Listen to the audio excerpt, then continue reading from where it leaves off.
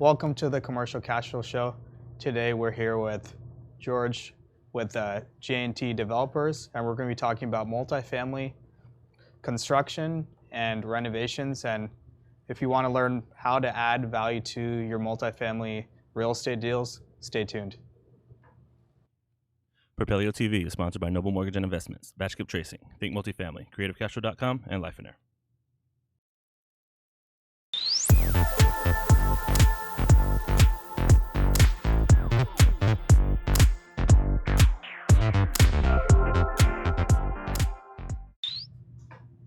Hey guys, welcome back to the Commercial Cash Flow Show. I'm Kenny Wolfe. This is Ronny Phillip with my co-host, and we got Jorge Abreu with J&T Multifamily Roof and Construction and Rehab today in the hot seat. So we're talking about multifamily construction and how to add value to your properties. But first, George, just go into your kind of backstory, how you got into real estate, and then how you got into multifamily. Awesome. First of all, thank you guys for getting me on the show. Sure. And looking forward to it. We're excited to have you on. Yeah. I think Excited to be here, man. one thing about George is he's extremely knowledgeable about not only the construction side, but he also does deals himself as a syndicator. So this is why we wanted to have him on the show, because he has both perspectives on it. So how'd you get started in construction? Yeah, so actually I started in single family investments. That was about 12 plus years ago, back in Miami. Started flipping homes and doing wholesales as well. And the more we started flipping, the harder it got to find good contractors.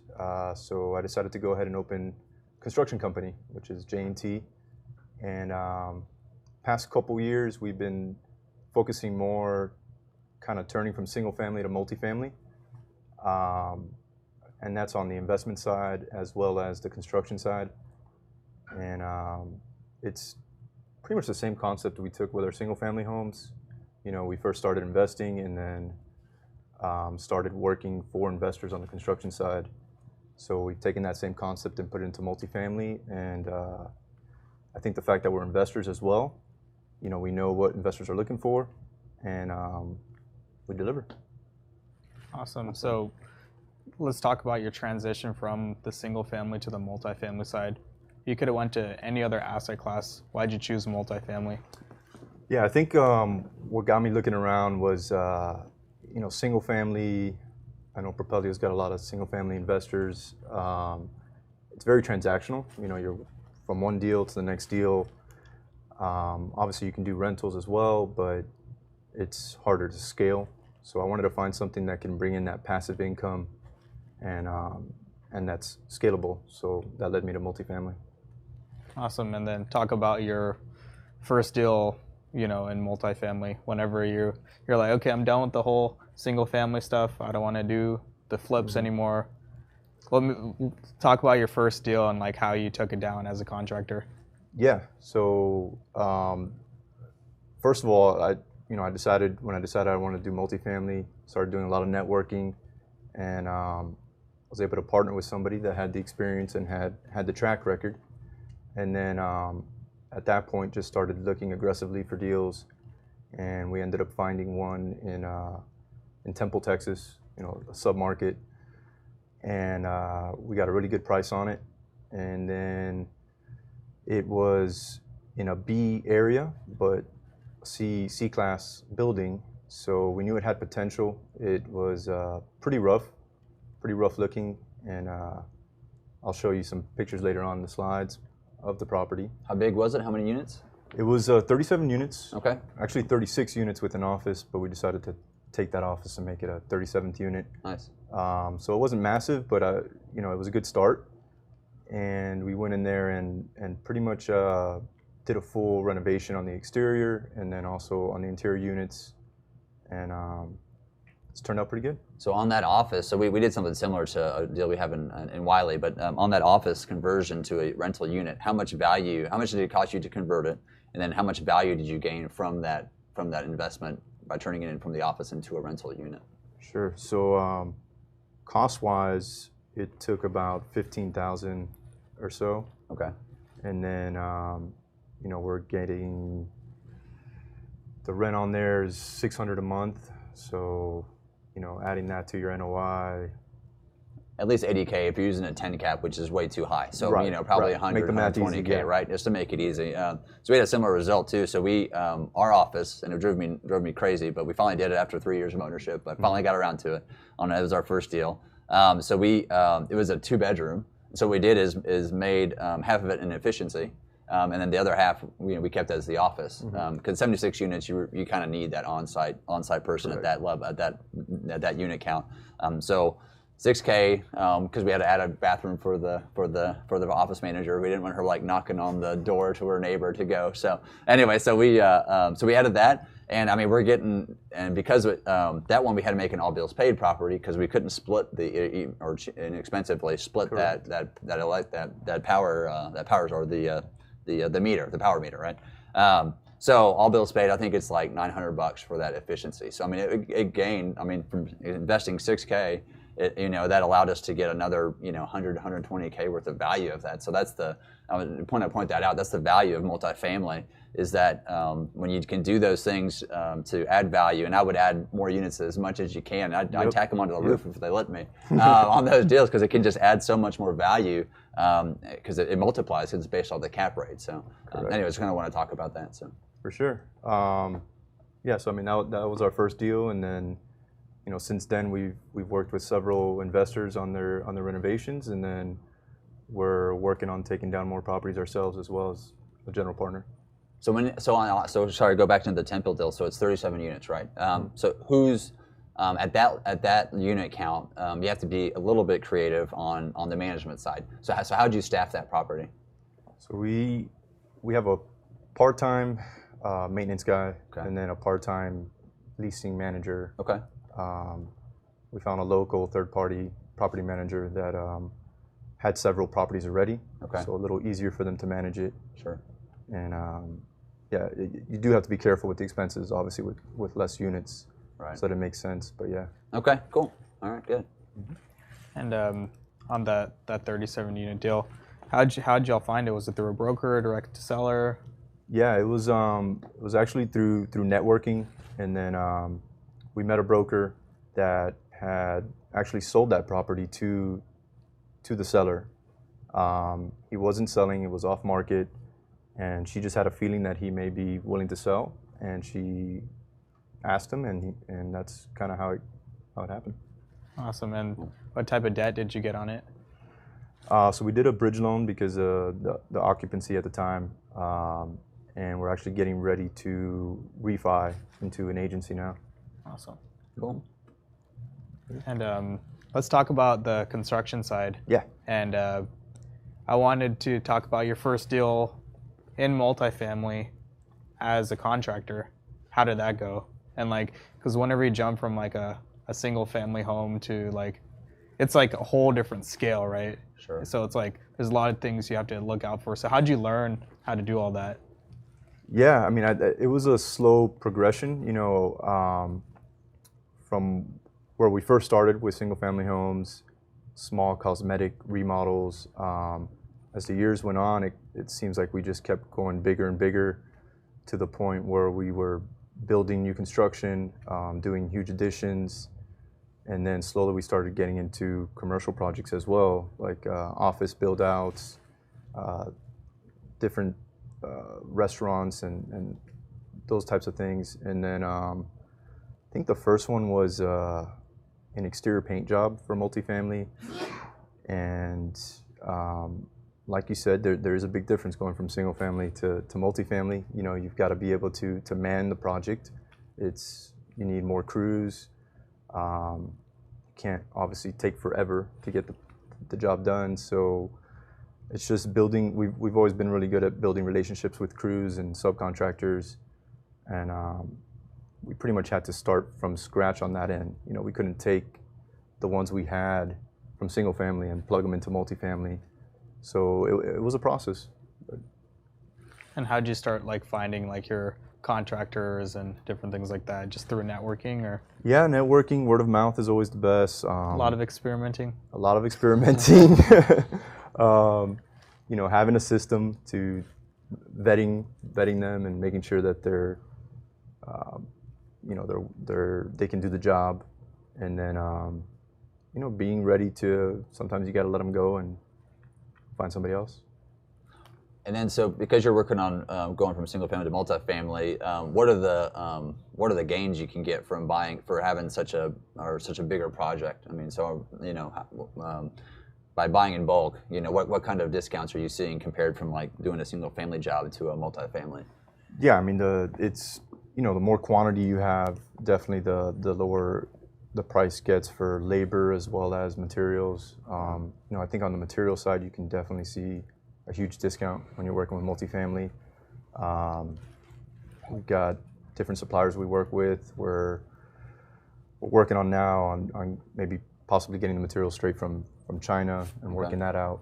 To get to that point, you need to have the quantity. Right. Is the difference between single family, but definitely some savings there. Okay, good. Yeah, we're working on a project in Cleveland, and there's one of the partner up there that's on the ground. He knows a lady she's buying she's getting a whole shipping container filled in China, and she said she can get granite delivered to us in Cleveland, Ohio for $15 a square foot.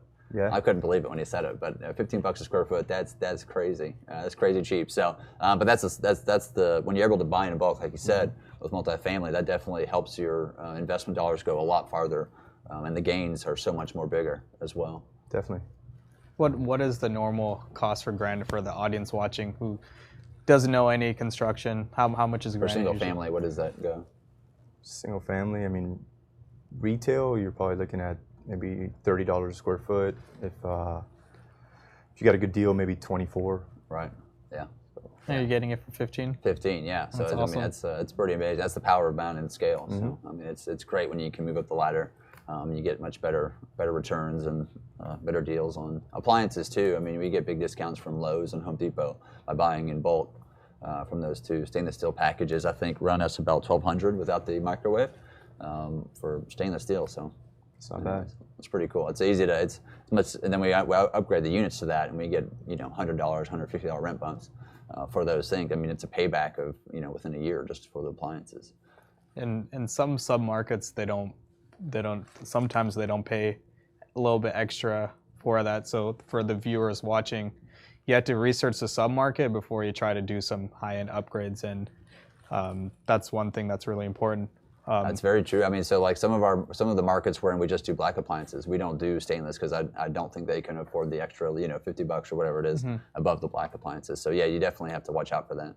Yeah, and Atlanta is the same way. Like the upgrade is for one deal we have, it's resurfacing the countertops, cabinet fronts, and then black appliances from the white appliances. But then on our other deal, it's granite and black appliances and the brand new cabinets and flooring and all that. So it goes even in the same city. You have to look at that specific submarkets to see what it demands and going secret shopping and seeing.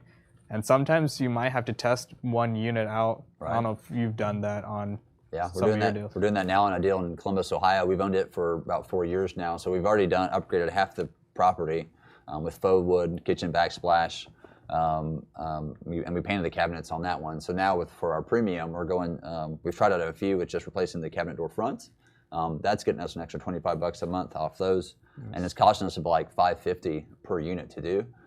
So it's a heck of a return. But we're about to try a granite unit and one of those to see what we can get out of that premium unit. So we're playing around with that. And in Columbus, Ohio, they're quoting me $38 a foot for granite. So we're going to try out one at the high price, and then once we test it out, then we're going to go source it from China or even Texas. It's so much cheaper down here. So anyway, ship it up there. There you go. So anyways, but I mean, you've got to play around with that, especially if you hold these longer term, because you've already probably upgraded half or more of the units. So now when they come around again, so now that's basically your classic unit. Now you need to step it up one more, and what can you do in that submarket to get more rent without over improving it, right? So no, that's a great point. We're getting ready to close one in Oklahoma, and new market for us.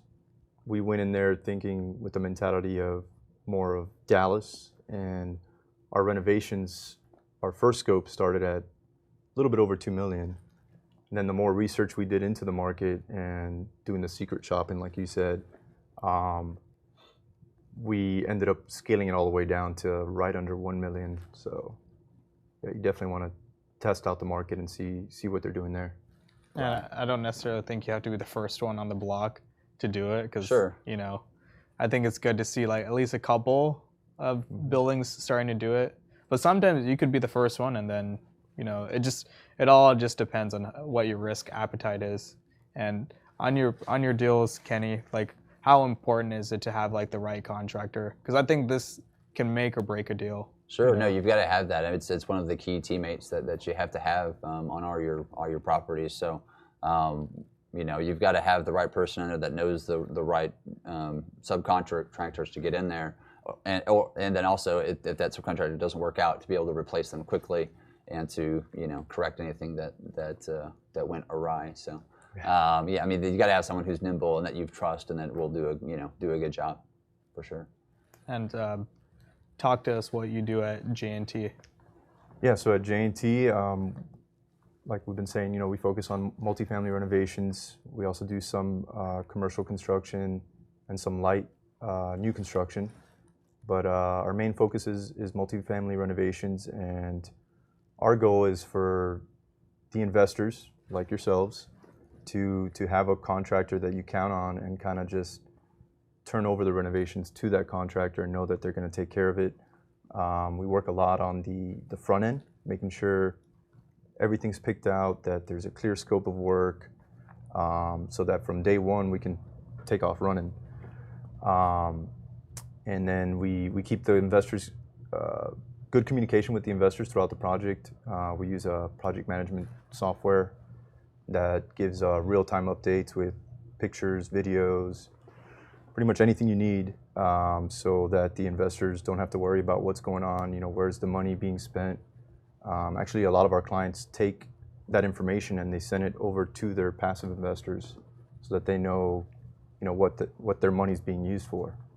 And we've had good success with it. I mean, I think transparency and communication is vital whenever it comes, especially with construction stuff, because coming from a background of flipping houses, I mean, it's a headache. I still don't have a good contractor for flipping houses, so that's why that's why the multifamily is better, because we have people like George. You know, you've already done these type of deals, and there's also the, you know, getting advice from you on like different construction and different aspects of, hey, what type of renovations and stuff. Because if you're here local in Dallas and you've done, you know, like 50 projects or whatever here, you're gonna know, okay, in Farmers Branch, like you need to do this upgrade versus, you know, especially for a new time sponsor. I think that's really important. So like, talk to us a little bit about your consulting with, like, say a brand new sponsor is coming in, like what should they like look for and whatnot? For sure. I mean, we meet them at the property and we go through everything, and we're always giving our input, you know, as far as how far to take the interior upgrades, or, you know, we always suggest, you know, why don't you do maybe this that won't cost much, but it'll give the property a lot more character. And What's an example of that? a lot of the times, just, I know it's popular right now, but just adding some cedar accents somewhere, even in the management office, you know, just pick a wall and give it a cedar accent with maybe the property logo on it. That kind of stuff pops, and it just makes the place look more custom. And, you know, there's a ton of other things that I don't want to give too much away, but I have a bunch of it in the slide. Yeah. So what I like to, just real quick, so what I like to do to figure out what to put at our B and C properties is I go secret shop in A class, take a lot of pictures and steal their ideas and put it in my B and C class, right? So that's one way to really do that, do it up nice, because it's kind of like, you know, it's kind of like the McDonald's and Burger King. McDonald's has all this research where to put their stores, right? Burger King's model is wherever McDonald's is, that's where we're going to be. So that's what we do, kind of. We're the Burger King approach, you know. We you know, we look at the A class. They hire the interior decorators and all this thing, and then, you know, I take a photo with my iPhone and then show the team and, okay, replicate this, you know, so for a lot cheaper, you know, and bring that to the B and C class arena where we can. as well. And kind of something we started doing with our construction team is that now we do a pre-close construction meeting. So we fly out about 2 weeks beforehand, get permission from the seller, of course. But I'm out there with the general contractor. We walk some vacant units so we can get the scope, and then also the exterior, the amenities we're going to add, an office and all that stuff. So he can start getting bids. So from day one, we can start that rehab process. That way we're not waiting to close and then have that. It kind of saves us about probably 2 to 4 weeks worth of time, and we can jump right on into it as well. Yeah, I mean that's the stuff I'm talking about. It makes a big difference when you spend some time, during the process of getting the property closed. I know there's a lot going on, the raising of the capital, and just getting everything together. But at the same time, if you spend some of that time working on what's the detailed scope of work, what are we going to be doing from day one, even if we can try to get some of the finish outs picked out and all that, then you can start putting the money to work right away from day one. Yeah, no, that's great. Good. And I think the first 6 months of any project is the most crucial. So definitely once you close, already got everything in order. Because if you just keep delaying and, I don't know about this floor color or this paint color and stuff, get all that done before closing. That's what that pre-close construction meeting is important. Is that something you do with your clients? Or? Yeah, we call it a pre-construction meeting. Okay. And it's, we get everything ironed out and ready to go so that day one we're there. Good. Awesome. So we're going to take a quick break, guys. Please leave your questions and comments below, anything multifamily, renovation, construction questions. And when we come back, we're going to actually show before and after pictures and different things like that, how to pick the right contractor, all those different things. So stay tuned.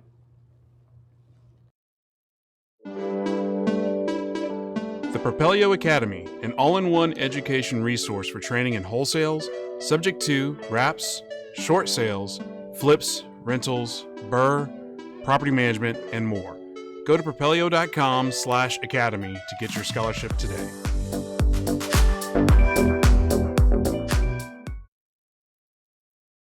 Propelio.com. What does Propelio offer? Lead generating websites, access to true MLS comps, off-market lead lists, and deal alerts. Get them all today at propelio.com.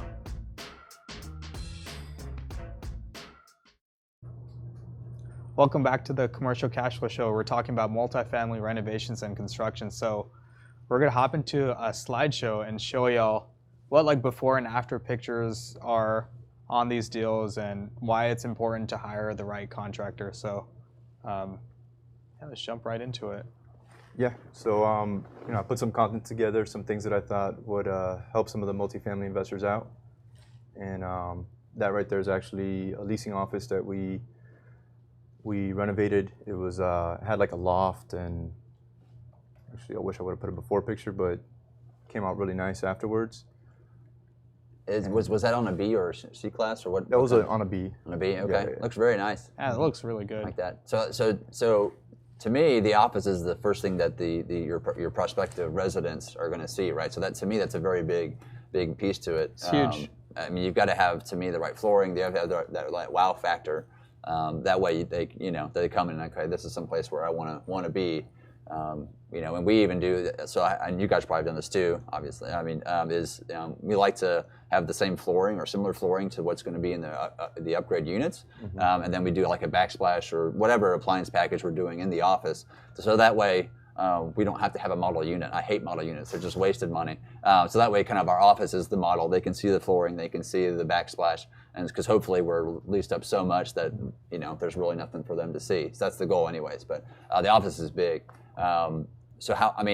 What kind of flooring and paint? I mean, what are the? I've always, the cool colors is the gray on the wall with the white baseboard, right? Some of the faux wood plank in there as well. But what other kind of interesting office ideas have y'all done?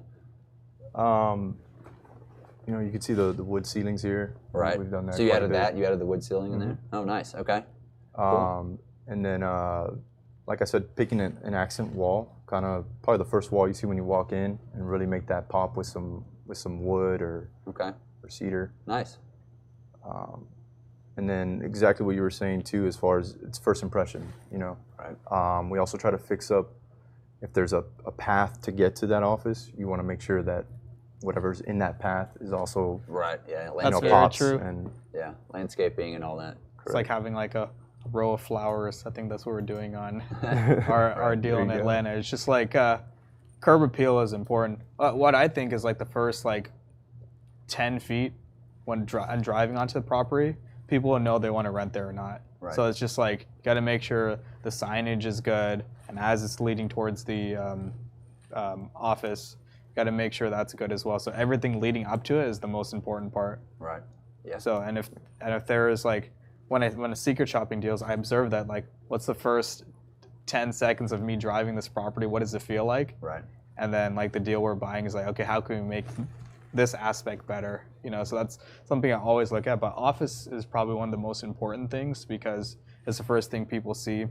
And on model units, do people still do model units? I know you're not a big fan of it.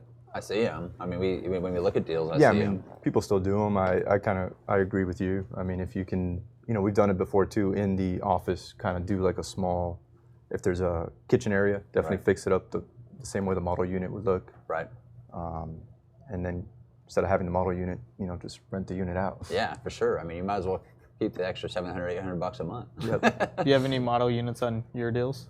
Sometimes what we'll do is do a mini model, and so they can lease that day, and so we'll stage it with like some, you know, the on-site staff picks all this out, and usually they go to the local dollar light store. stage. But yeah, like kind of a light stage, like with a cookbook and like some, you know, some towels, kitchen towels out and glasses. But we try not to have a true like just a fixed model. I try to get those, you know, out the door as fast as possible. So. I agree. I think having like something in the office, like a room or something like that, can help, but there's not always that option, you know. No, yeah. And then as far as like office renovations, I know it varies, but how much does it usually cost to do something like this on like a clubhouse? Depends on how bad the office is. Yeah, I mean, you can go from, you know, putting only $5,000 into it to just make, you know, one wall pop or something to spending $50,000. I mean, Yeah, I think our deals are like at least 25, 30,000. that's about average. Yeah. The deal It's like 1,500 square feet, something like that. Right. Yeah, you really want to deck it out. So the deal we're buying on next Tuesday in Shreveport, it's got the size of it's really nice. When you walk in, it's got slate tile, which just drives me nuts. It instantly dates it, right? So we're tearing all that out. So that's going to be like a 25, 30K kind of renovation for that. The paint, the new baseboards make it really pop, but that slate tile kills me. So we'll be glad to rip that out. Yeah. So All right, and then continuing back here, this is just kind of saying, you know, what we do. I think we've kind of gone over that, but same here, you know, multifamily construction and commercial construction is what we really focus on.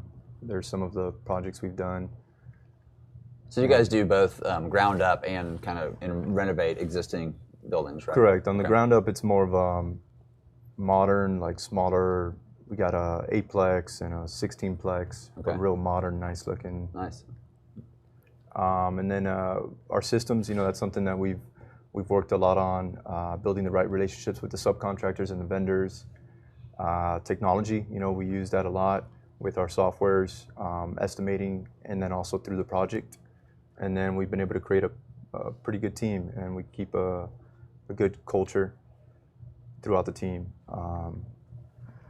So to jump into, you know, so I see a lot of investors kind of jump into hiring their contractor and don't really take the time up front. So that's why I wanted to cover this. And I really don't understand why they do that. You know, it's if you're going to spend $1 million and you're going to hand that over to someone, it's definitely worth doing some extra homework on them. So the first thing is making sure you're working with a reputable contractor. So one is you want to make sure that they're actually focused on multifamily and that they specialize in that type of project. Right. And then an online presence. I mean, you know, nowadays if a company doesn't have an online presence with social media, website, Google reviews, BBB, etc., you know, that's a huge red flag.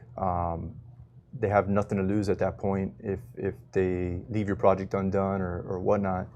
I think that's key because like Ian, as we're like getting bids on our deals and stuff, it's like looking at the people who've actually done multifamily renovations and how long have they done it, what's their track record, asking for references, like, you know, calling people, hey, have you worked with this guy and how did they do, and then going to those deals and seeing, okay, what they do. No one's perfect, right? You know, you can't control like subcontractors and stuff, but okay, what did this company do right? You know, what could they improve on, whatnot, and then try to see what the pattern is, right? I think that's really important. Yeah, I mean, it's such a small world in multifamily that a lot of us investors know each other, or we know of each other. So, I mean, it's a really tight network for the most part. So we all talk about what contractors we like and which ones to never use again or whatever. Right? So we all have that kind of secret list that we all talk about at these networking events. But yeah, I mean, that's someone who specializes in multifamily or has a track record in that is important because it's not really like another commercial site, right? Where you just have one big building and you're doing, you know, 10,000 square feet. You're doing multiple 800 to 1,000 square feet, units. So you've got, and then you also have to work with the management company on, okay, when are those units going to get back to the when are they moving out? You know, how long do I have to be in there and get them out and get them done? I mean, so it's a little bit more of a, I imagine it's more of a matrix as to the logistics of what to do when, right? So I think that's something important that some folks maybe don't appreciate. I do, because I've seen these guys have to do the math as to what unit to do where, and then they'll have to change it quickly because maybe the on-site staff was able to lease that unit that's not ready yet to jump into that one to get it ready. So there's a lot of that going on. What other things do you see in multifamily that are different than, say, like a commercial project? Yeah, there's just a lot of moving parts. You know, obviously you have families living in there, several of them, depending on how many units there are. So you got to work around that. You got to work with the property management company, like you said. You've got to be able to, like I said earlier, you got to be able to man the property. I mean, it's a lot of units or bigger size.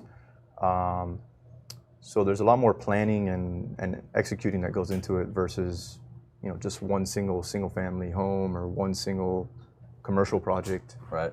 Yeah. I'm more into it. Yeah. And then, so references, I think you mentioned references, and it's important to not only ask for the reference, but actually call them and talk to them and ask them the questions like you said, you know, what did they do good? What did they do bad? And really dig into it. And at the same time, ask them for some case studies. If you can, you know, pictures are great, but if you can actually go visit the site, even better. And then check their insurance, you know, ask them to send you a copy of their insurance. If you're not sure what you're looking for, you know, make sure they have at least $1 million in general liability, personal injury, and workman's comp. Right. And then credentials, ask for their credentials, or, you know, if they have a website or whatnot, it should have it there listed. And like I did here is I put a couple of and this is just a couple of the credentials that we have. And it speaks loud for the company, you know, these credentials, you got to apply for them. You've got to have a certain amount of insurance, a certain amount of revenue. So the more they have, the better.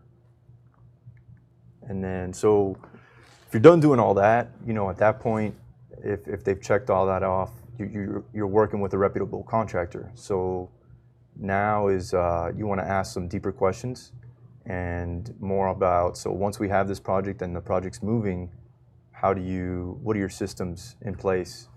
So one is starting with the scope of work. You know, how detailed is that scope of work or estimate on the front end? I don't know how many times I've seen where it's literally like a paragraph and then the total's $1 million. You know, what are you doing for that $1 million?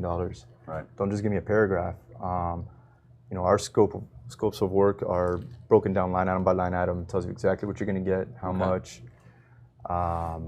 which leads into the materials. So same thing with the materials. I've seen where a scope just says, oh, we're going to install, you know, 10,000 square feet of tile, or we're going to install this many sink faucets.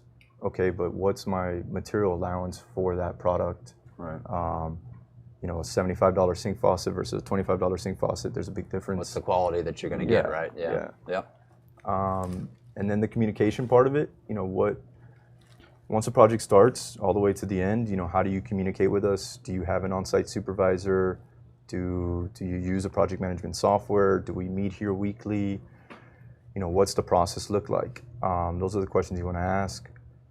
And then also change orders. So I've seen a lot of projects so it looks good on the front end. The contractor gives you, the price looks good. They don't have a detailed scope of work possibly. And then they get into it and they just start change ordering you. Right. I've also seen it where they don't even get your approval before doing the change order. They just give you an invoice. Hey, by the way, we ran into this when we had to do this. Right. I don't know if you ran into anything similar, but yeah, there's some guys that try to pull that. Yeah. So ask all this on the front end before you actually get into the job. The more detailed that initial bid that you can get, the better. Change orders are a pain for everybody, for the investor and the contractor, right? So you want to get that all spelled out beforehand. I think setting expectations is key. Like, hey, we're going to do $1 million renovation on 200 units. This is our game plan. We want to do this finish out on this. This is already the upgraded units, already proven the rents. We want to rename the building. We want to do the roofs, paint the outside, cut some trees down, landscaping, all that kind of stuff. What's a realistic timeline that's going to be? And then get that from the contractor, because if you don't have a realistic timeline, you're just looking for like unmet expectations and stuff. So I think just having that timeline is the most important thing. And if there's any delays, that's when communication is really, really important. Hey, there's a reason why we're delaying this, is because there's something going on here, right? Or we can't get this material in time, or this contractor we had to fire, right? So having that communication makes things so much easier, because as a deal sponsor, especially the first 6 months, usually, I don't know on your deals, Kenny, but for like ours, it's at least 6 months before first distribution and sometimes if it's like a deep value add, it could take longer than that, right? So it's like, if we don't know from you, how are we supposed to tell our investors, right? So that's important. We got to have that clear line of communication.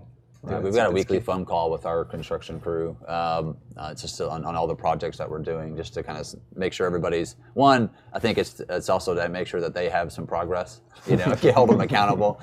So that's one part of it, but you've got to, but you have that weekly call across all of our projects at once. That's really helped us a lot. It's kind of keep everybody focused and driving forward on that. And yeah, you've got to pass that on to your investors as well. So after you have that, maybe type up a quick report to them, post it on your portal, however you communicate with your investors. But you've got to have that communication, especially on big, deep value-added projects. When and everybody loves to see the before and after, right? I mean, that's why HGTV is a thing, right? Everybody likes the before and after. So if you can show that to your investors and pass that on, that's always a big value to your investor group. Yeah, 100%. I mean, communication, like both of you said, it's important. A lot of the times I see where the investor and the contractor are kind of not working together and just bumping heads. That doesn't help anybody. It's when you have the open communication, and if something comes up, you guys are working together on it. That's really what helps. Yeah. And then, like you said, as far as timeline and project completion, what does that look like? What does the timeline look like? What's the process once we get to the finish line? Do we do a final punch list, or do you just say, hey, it's done and that's it? And then the last thing is warranty-wise, what type of warranty is the contractor giving you? And make sure that he gives you any manufacturer warranties that go along with it, meaning like putting on a new roof, make sure you get the shingle manufacturer warranty. Same thing with appliances, the contractor's buying the appliances. So if all that's done on the front end, you should avoid problems during the project. Yep. It'll go a lot smoother. And then also wanted to point out some things during due diligence that I think can help. I think everybody, for the most part, checks on the roof. I have seen where some of the investors take what the broker and the seller's taking them a little too far. If the seller's telling you they replaced the roofs 2 years ago, you still want to go and get them checked out by a professional. We've seen jobs that were done a year ago and they were done incorrectly, and it's just as bad as not doing it. You know, the roof still needs to be replaced. So definitely get a professional on your roof. If you got a flat roof, you want to make sure they do a core sample where they actually cut into the roof and see what type of roofing system's on there. That way you know what you're working with. Right.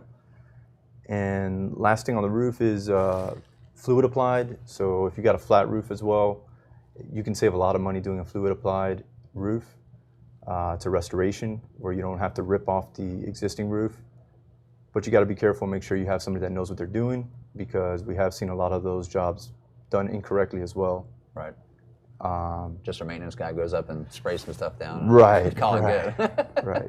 I mean, even some contractors, if you don't mix the products correctly, or if you don't apply the right bonding before you put it on, Right.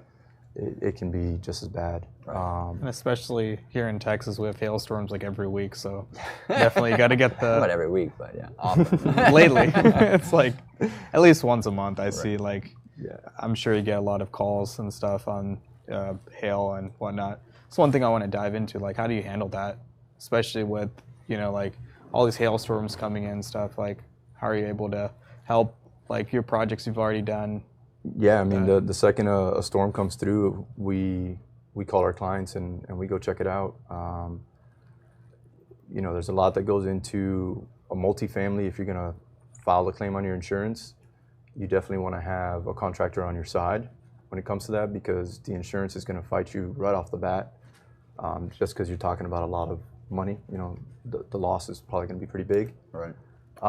So you want to have a contractor on your side, and you know, we go out there, we inspect it, we put together an estimate of what it's going to cost, and then we present that to the insurance, make sure that it all lines up. And it can take up to months. I mean, Oh, you know, yeah. kind of squabbling over a few line items and the cost and all that, but it's just part of doing those hail claims. I mean, when we buy a property, I always pray for hail. That way we get a brand new roof. But because I don't mind the back and forth, but you got to have that.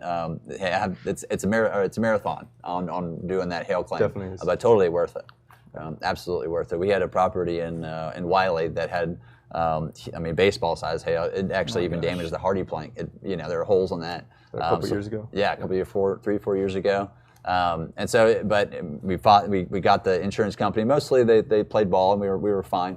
We had a squabble over the last 10,000, but what's great for us is that, I mean, they put in an extra about 10K a door into our property with new hardy, new plank, new windows, sliding glass doors. I mean, the whole 9 yards. So it's going to actually lengthen the life of our investment hold strategy now, because we basically have a brand new property. It was built in the 80s, but it's got a heck of a refresh after that hailstorm. So you can take that into account too on your hold period, because we don't have anything to do for the next probably 5-7 years on it because of that big hailstorm. So they can be beneficial. Yeah. It can be a headache working with the insurance company, but it'll be totally worth it at the end. No, that's why having the right contractor on your team is important. Like following up after the job is done. That's really important. That's what I like. You know, so we're gonna take another break. Please leave some questions and comments below. Anything multifamily renovations. When we come back, we're gonna actually show you before and after pictures. So you'll have to stay tuned, because this is probably the coolest thing about multifamily. We'll dive deeper into like different upgrades and things like that. So stay tuned. The Propelio Academy, an all-in-one education resource for training in wholesales, subject to wraps, short sales, flips, rentals, BRRRR, property management, and more. Go to propelio.com/academy to get your scholarship today.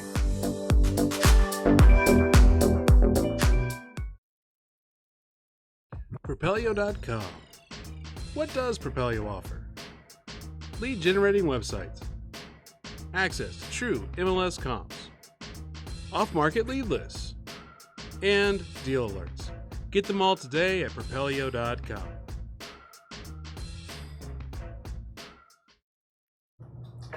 Hey guys, welcome back to the Commercial Cash Flow Show.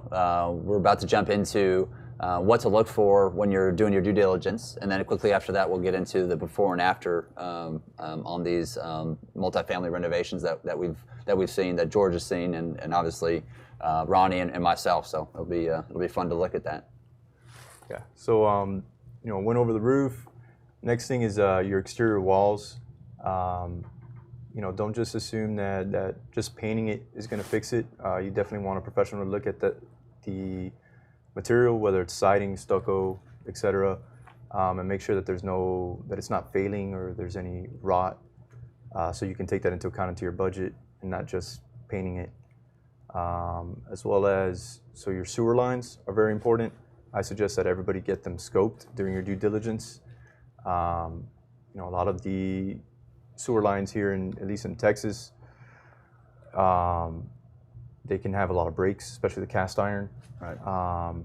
With the foundation shifting, it can cause a lot of breaks in your lines. So you want to have a professional plumber come out, scope the lines, and give you a report on that. And next is your foundation. And not so much your foundation. So definitely get your foundation checked, but what's causing the issues if you have issues? A lot of the times it has to do with drainage or back to your sewer lines. It could be that you've got a slab leak, Right. and that's causing your issues. So you want to get to the underlying issue. The drainage part of it, for the most part, it's usually pretty easy to fix. It's either your grading or maybe your downspouts are dumping right into your foundation. Sometimes you do need to put in some drainage in there, and that can get a little more costly, but you want to know that obviously going in and not just pay a foundation company to come out, put all these piers, and then you never fixed what was causing those issues to begin with. Right. So I see that a lot. And then the last thing is termites. It doesn't cost much to get it inspected, but it could save you a lot. Actually treating the termites maybe doesn't cost that much, but if they've done a lot of damage within the walls, then that can get pretty costly. So you definitely want to know that going into your deals. Right. And that's it for due diligence. As far as I put together a couple other good tips for you guys. As far as what should property owners do to add value to the properties. So we were actually talking about this earlier, is add units as much as you can. So Right. if you've got, we run into this all the time, if you've got an office space and some of the space is just being used for storage, or you've taken a unit and you've made it storage, it's a lot better to maybe do even like a storage unit or something, Right. and take the rent on that unit, make it rentable again. Right now we're working on a project where there was just a ton of office space that wasn't being used, and we turned it into 5 units. Oh, so nice. Imagine what Yeah. that's doing to the value of the That's property. huge. Good. And then adding more character, which we kind of talked about too. Putting those cedar accents, or just doing stuff to the common areas, the office, the gym, things like that. And then adding more technology. This also kind of depends on what class property you're working with, but doing simple things like plugs that have USB ports as well, and Right. if you can add Wi-Fi in certain areas, I think that goes a long way for adding value. Yep. Amenity-wise, dog parks don't cost much, and people like them. Right. It's a good. And also dogs pay rent, Yeah, so that's That's why we true. do dog parks. that is true. Yeah.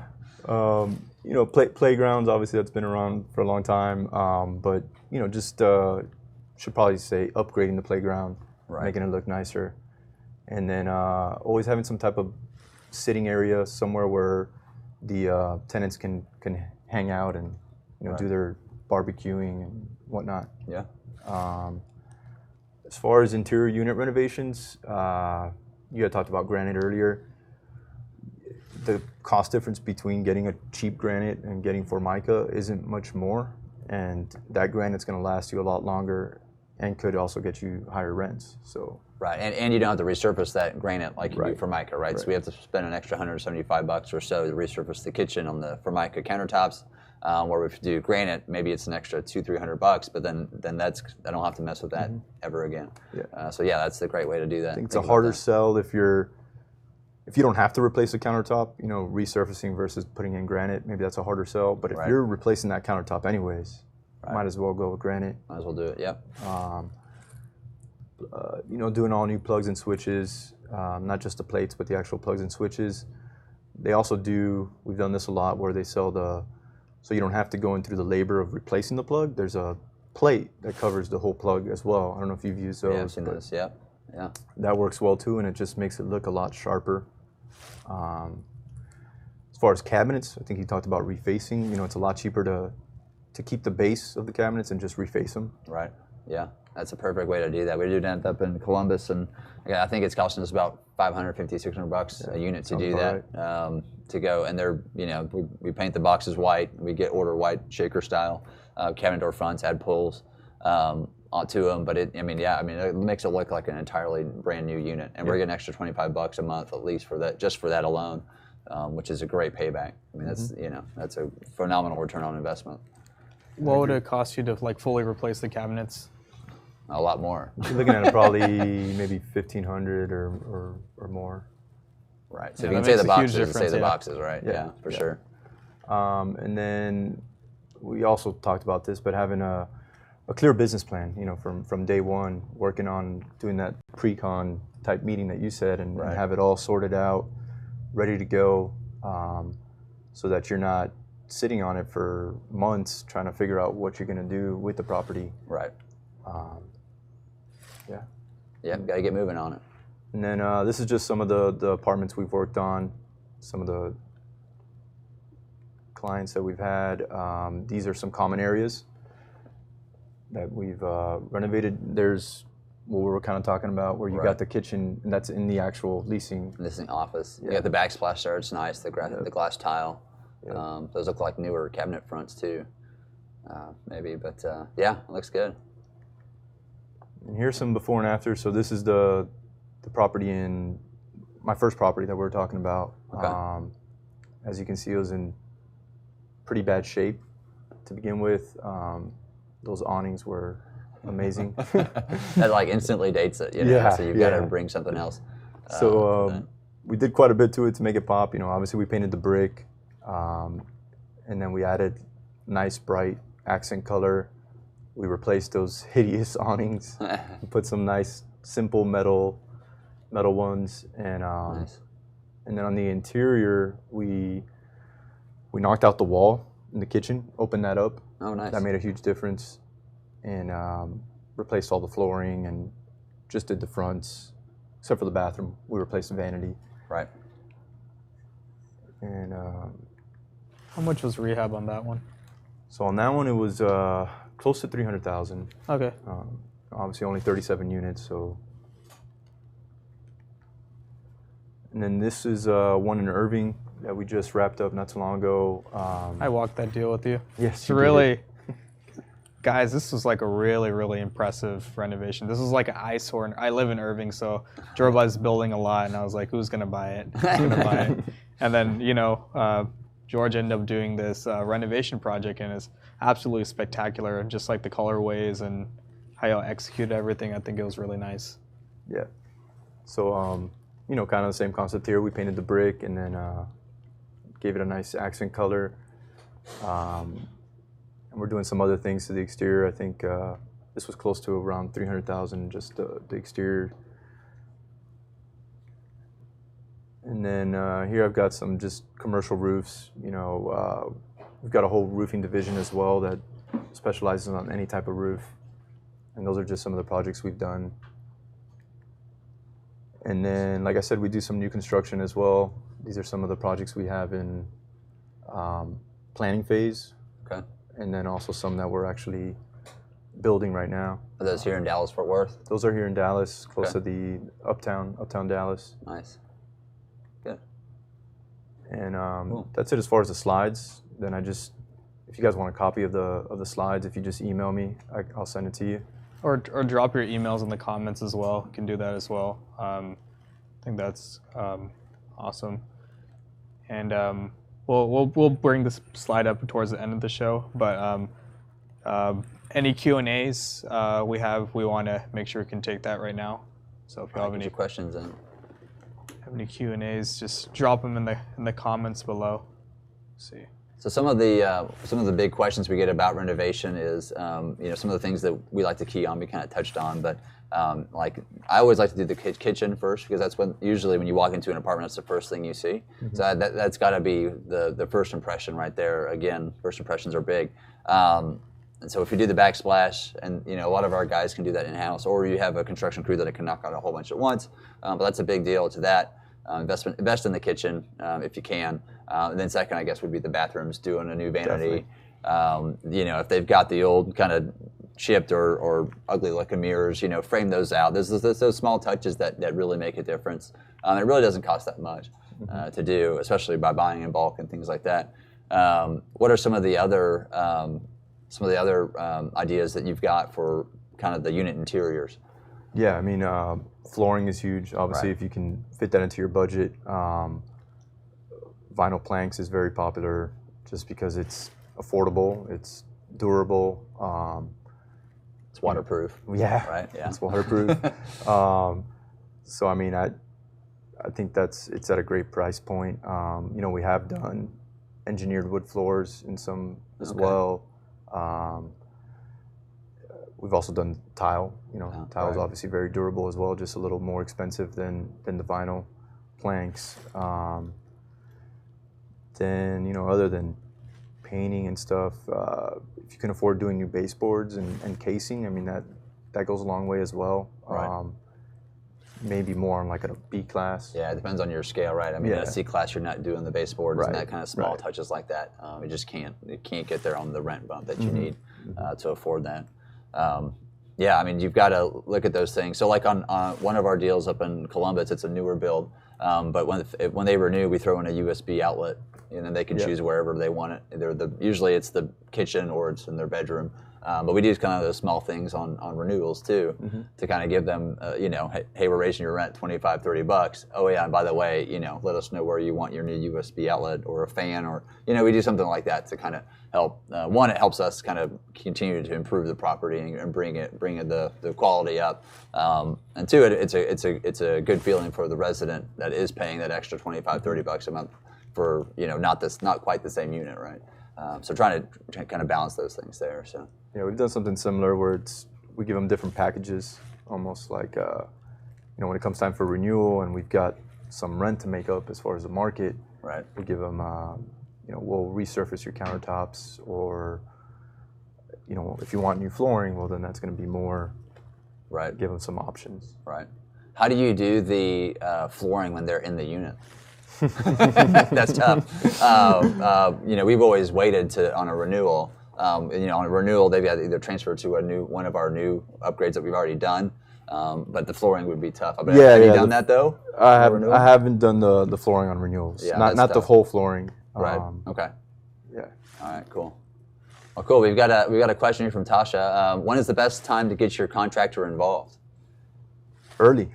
Early. Right? Yeah, before as you early close. as possible. Yeah, before you make an offer, right? I mean, that's what I would. Yeah, I've got as you build the relationship, I've got investors now that reach out to us.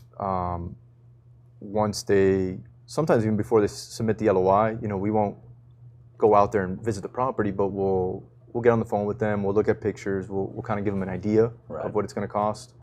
And then once you've got that signed LOI, I think it's definitely time to get with your contractor. Yeah, to kind of fine tune it, and it also helps like when you if you've worked with a client before, you kind of know what they like on their interiors, right? So that always helps speed that process up as well. They know what I like, or whoever likes, and some other folks might not like what I like, but but they know working with the same contractor is helpful to build that relationship, and they understand what your preferences are.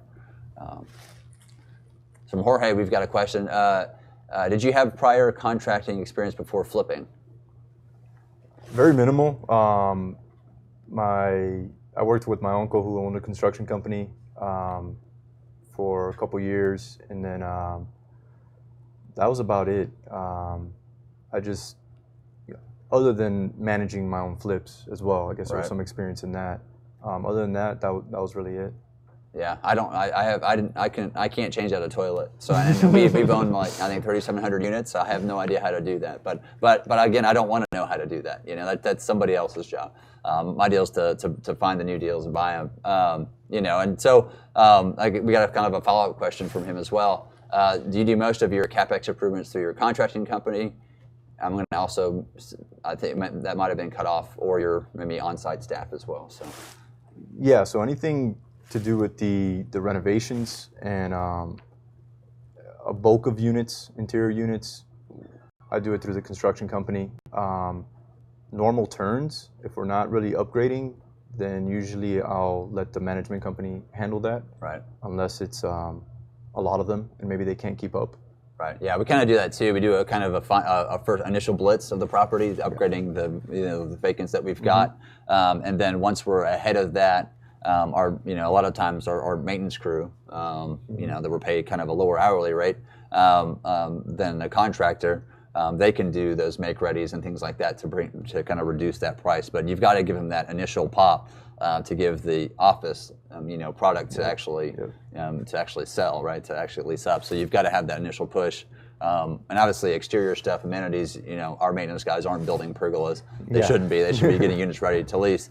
So it's a balancing act. But the interior stuff, you kind of do that initial pop, and then that's how we've done it, and transfer that over to the maintenance guys once they can get ahead of everything. Or sometimes, if it's AC season in Texas, a lot of our maintenance guys are AC certified, so they can do less. They have a less ability to do make readies because they're working on the ACs, where we may need another contractor to come in and do another 10, 15 units to give it that pop as well. So it's kind of a balancing act back and forth. Yeah, I agree 100%. I think it's having that relationship again where you can get the contractor involved when you need them to. Right. Yeah. For sure. Yeah. Cool. All right, guys. Well, thanks for watching the Commercial Cash Flow Show today. Thank you, George, for being here today. I'm Kenny Wolfe. Ronny Phillips is the co-host here. George, how can they contact you? You've got, I don't know if you can put that slide back up, or if not, just my email's George, Jorge, at elevatecig.com. Yeah, so we'll put up the slide. So this is the best way to reach out. Please send him an email if you want to receive these slides. I think that's important. Also, make sure you like his Facebook page. Any multifamily renovations, this is the guy to go to. So make sure you reach out to him on any upcoming projects. If you're a new deal sponsor, I think it's a good idea to sit down with George and kind of go over your goals and whatnot. So I think that's important. We also would like to thank Propelio.com for hosting the Commercial Cash Flow Show. If you haven't checked out Propelio, it's a real estate investing software. A lot of great tools, and make sure you check it out. There's if you sign up on the website, you can get a free trial. And also there is a Propelio event. What date is it for? May 14th. May 14th. So make sure y'all go and check it out. There's an event page. Make sure you click that. I think most of us will be there. Right. So can meet us out there. The theme is raising money. What was that? Raising money. The theme is raising money. So that is a really important topic, especially if you're in commercial real estate. This is a skill set you always need. Right. So and best way for people to reach out to you, Kenny? So reach out to us at wolfe-investments.com. That's WOLFE. That's a good place to find us. We're also on Facebook, LinkedIn, all the kind of regular social media outlets. We've got a big investor network event coming up in Santa Monica, California, June 22nd. The website is mfinvestornetwork.com. Come out and hang out with us in Santa Monica. It's a beautiful location. The venue's at the Marriott, right there on the beach, and it's all about networking, focused on multifamily.